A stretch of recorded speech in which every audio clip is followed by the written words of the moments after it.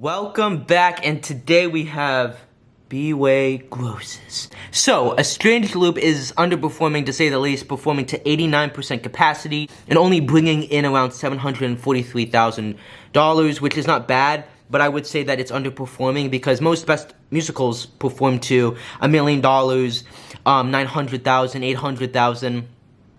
So for A Strange Loop to be doing these kind of low, mediocre numbers is concerning.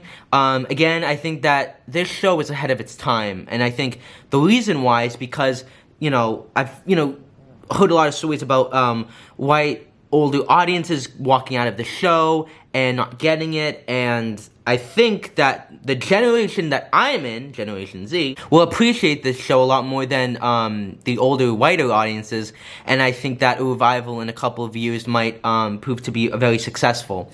But it is just a shame that Strange Loop is not doing so hot, but at the same time, it is still making good money. I just don't think it's making the kind of money it needs to make to have a sustainable run. I mean, it might not even make it to a year, which is very sad, and we'll see how it does in the fall, but yeah, Strange Loop is, I would say, underperforming at this point. But please go and see it because it's an amazing production. Beetlejuice did 76% capacity, $1 million, and it's doing quite well for its run. I think that the show is kind of a hit or miss. Like, I don't know if this is gonna close. I don't know if this is gonna stay open. It's really up in the air. Like, one minute Beetlejuice is gonna close, the next minute it could live. But as long as it's making $1 million, I think it'll be fine.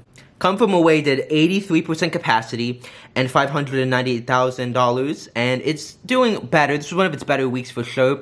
But again, I think that it is closing, so it doesn't really matter. Company finished amazing with its best week of all time of 102% capacity and almost $2 million. And I'm glad that they ended it on a high note. I think Chris Harper was smart to leave the show before it started losing money and make as much money as they can before going on tour. And tours are more profitable than Broadway runnings, so I am happy that it ended on a high note. Dear Evan Hansen, with the addition of Gator Matarazzo, held on to 99% capacity, where it also did last week, and it's bringing in 881,000 in the high 800,000s, which is a huge improvement. Funny Girl and Beanie's final week fell to 71% capacity, only bringing in $765,000, and we'll see how it does with Lea Michele, but I feel like this revival will not be here this time next year. Hadestown did 98% capacity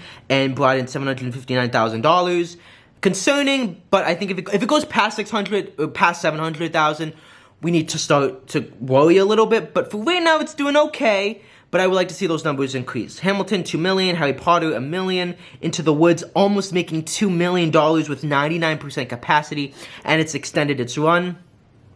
I do think Sarah Bareilles and the all-star cast is why it's doing so well, but I think good word of mouth, it being Sondheim being a huge thing in New York, and it also appealing to family audiences. I saw, a family going to see Into the Woods when I went to see Company, so I definitely do think this is having a broader appeal, and hopefully this can continue for a long time, because a Sondheim show deserves to be on Broadway at all times.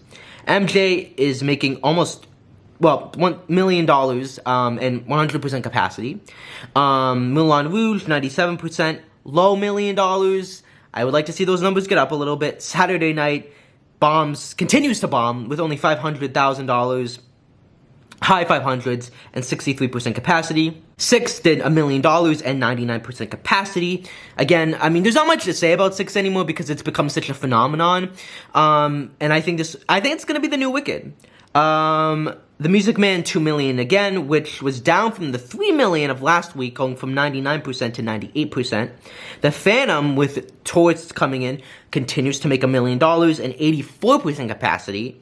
Tina, the Tina Turner musical, love doing that, but not for too much longer, had its best week ever with almost $1 million and 80% capacity.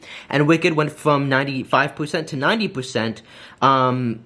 But actually went up in terms of total gross because the ticket price was a little bit up. So anyways, those are my thoughts on the B-Way grosses for this week. Nothing's really changed other than the fact that Strange Loop is confirmed to underperforming. Company ended on the right note and at the right time business-wise. Beetlejuice is still up in the air.